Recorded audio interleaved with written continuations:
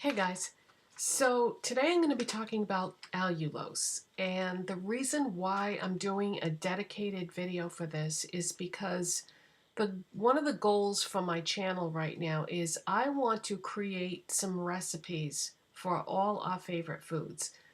Hopefully you think that I've already started doing that. I've shown you a substitute for spaghetti. I've shown you how you can make pancakes that aren't crazy high in calories and things that are bad for you. So, in order to continue down this path and create new recipes, I had to find something that I could use to substitute for sugar that is not going to be something that's going to make you feel sick.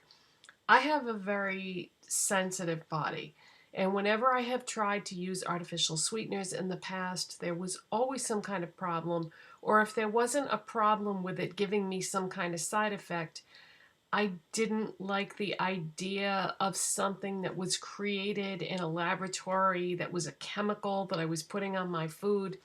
So that's why we're going to be talking about allulose today, because allulose is not an artificial sweetener. It is a sugar. It's a sugar that is removed from food that we already know. And you're going to see this all over the place pretty soon, because even though it was developed 70 years ago, it's just now getting to be more popular and more known and more used by food manufacturers because it got FDA approval, and it's just becoming more widespread now because the thing is, it's very expensive for them to make.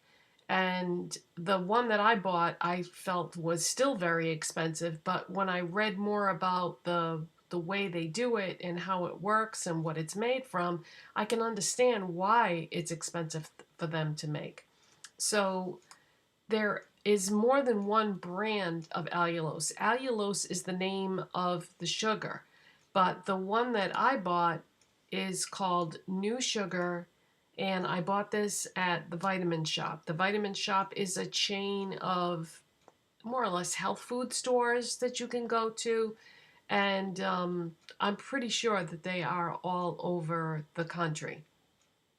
Now, speaking of the country, I'm talking about the United States, of course. If you are one of my subscribers that lives in a foreign country, allulose may not even be available where you live. It is in, I've got a list here. It's in the United States, Japan, Korea, Singapore, Mexico, Colombia, Chile, and Costa Rica. And I think it's being rolled out in some other countries too. But if you're in Europe, I don't know that you'll ever see this sweetener because Europe is very conservative when it comes to food additives, which I totally get that because this is uncharted territory. We don't know what the long-term effects are going to be of this. It seems to be safe because it's made from food, and it's not like altered in any way. Like, okay, are you familiar with sugar alcohols? That's something that it comes from food, but it's altered. So a lot of the problem with sugar alcohols is it can give you digestive disturbances like gas or a stomach ache or diarrhea or something like that. And while some of the sugar alcohols do affect me that way, some of them don't, and I can tolerate them.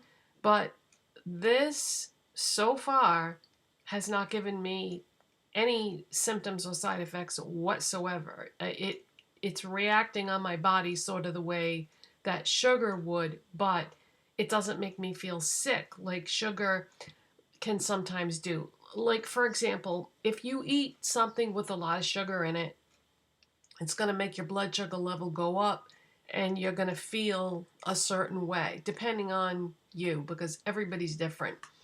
And so if I eat a lot of sugar and my blood sugar level spikes, I actually feel kind of like dizzy and sick. This doesn't do that. This doesn't do anything as far as adverse health effects for me. I've been testing it out. I made a banana bread. And I know banana bread is not normally keto, but it was the way I made it. But I needed something to make the banana bread sweet that wasn't going to make me sick in the process, because I'm just not comfortable with artificial sweeteners. This is not an artificial sweetener. This is a form of sugar. That's why they call it NuSugar. But yeah, there are other brands of allulose out there. Allulose is the actual ingredient name.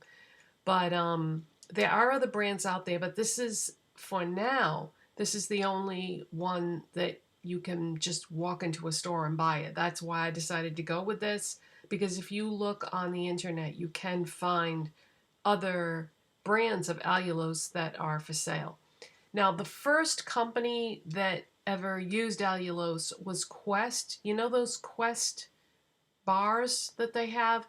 But they're not using just allulose. If you read the ingredient list, they're also using sucralose and erythritol, and they're using other sweeteners that are either artificial or created in a laboratory or that sort of thing. So if they were just using this in their bars, that might entice me to buy some, because that would be great, like for hiking or something. But no, it's a combination of sweeteners. But Quest was the first one to use allulose.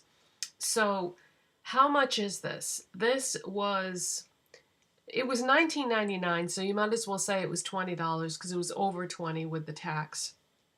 And there is, I believe this is 1 pound. Wow, that's really weird. It doesn't seem to have the weight listed on it.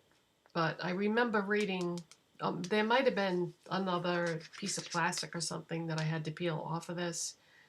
But there's so many things about this, you guys, that it is amazing. Does not promote tooth decay, even though it's a real sugar. It says 0 calories, but that's per serving. And what do they consider a serving? They consider this a serving. This is the little thing that comes inside it. So a teaspoon, that is that a teaspoon? Yes. So 1 teaspoon is a serving, and so for a small amount like that, it doesn't add any calories. But if you were to use like a larger quantity of that, like for baking, like when I made my banana bread, there would be some calories, but for 1 serving there are none. As far as that banana bread goes, I'm going to need to work on that recipe, because I wasn't happy with the results of it in terms of the texture. The taste was fantastic, but I need to work on the texture. So I need to alter how much of different things I put in that, because yeah.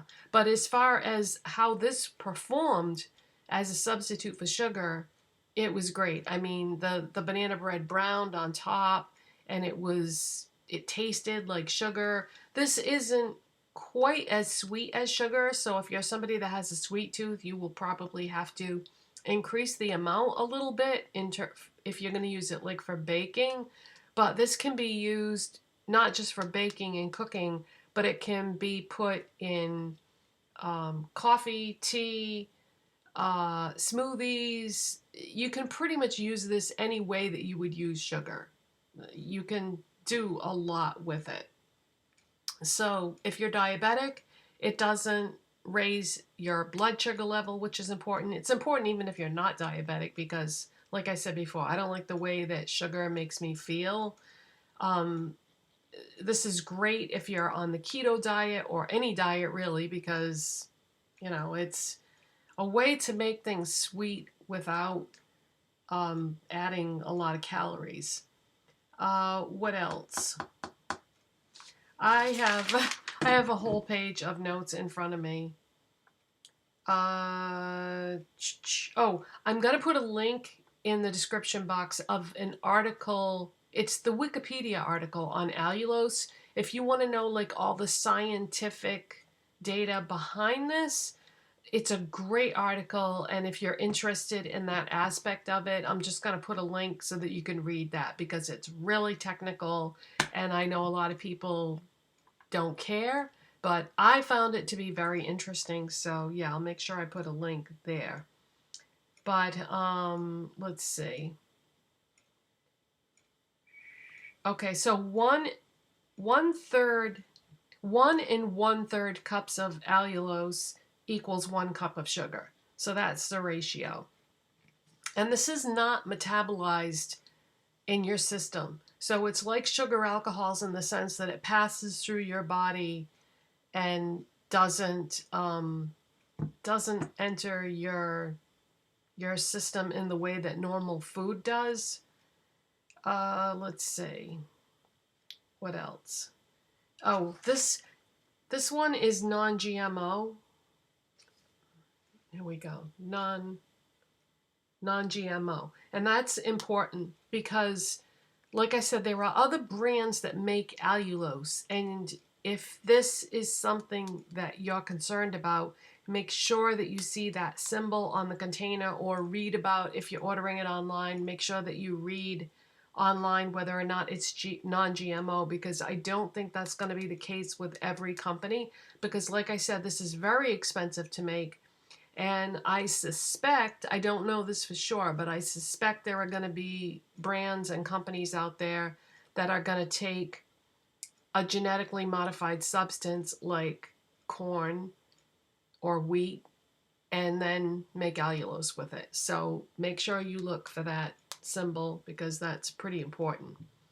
So there's some other symbols on here too. It says it's vegan, it's gluten-free, and again, if that's an issue for you, make sure you find out that information before you make your purchase, because some allulose is made from wheat, some is made from corn, some is made from fruit. I mean, it just depends on the company that's manufacturing it. So that's important.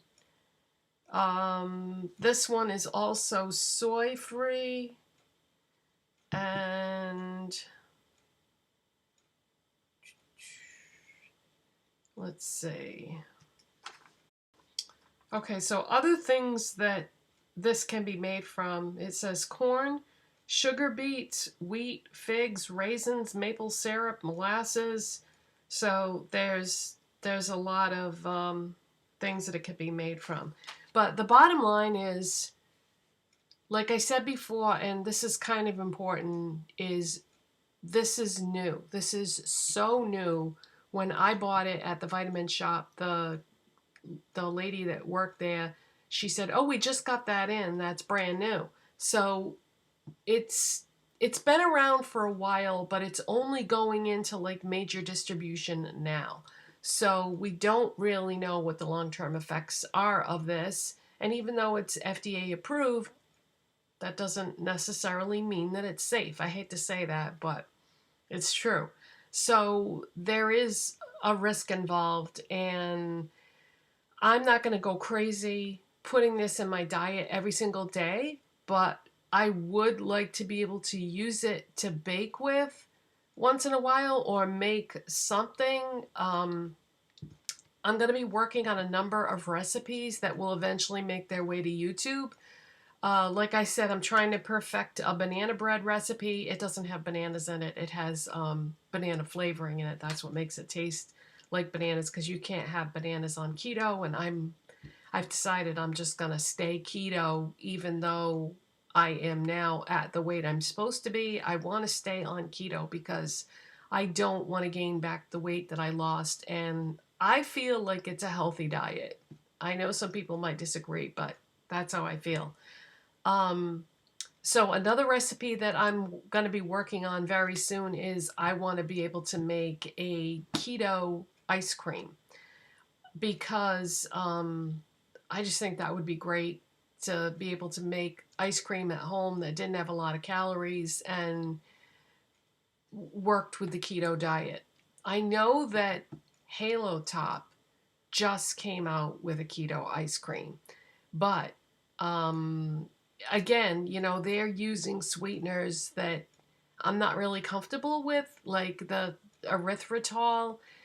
I've had that before, and it didn't make me feel sick, but it made me just feel funny. Like I felt like kind of lightheaded, and I don't know.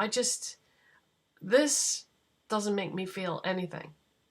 It's like I used sugar, taste wise, no side effects. I'm really loving this, but I don't know if all of these Allulose brands are gonna be the same in terms of how it makes you feel. But yeah, 20 bucks for 1 pound, that's a lot. So I'm gonna try to use it sparingly, but I wanna use enough that I make whatever I'm trying to make sweet enough.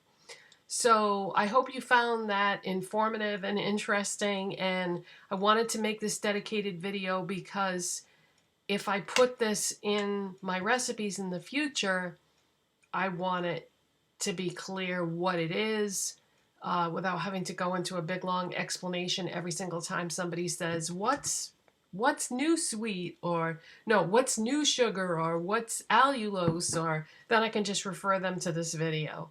So that's it for today, you guys. Give it a thumbs up if you like this video, subscribe if you're not, and I'll see you next time. Bye guys, thanks for watching.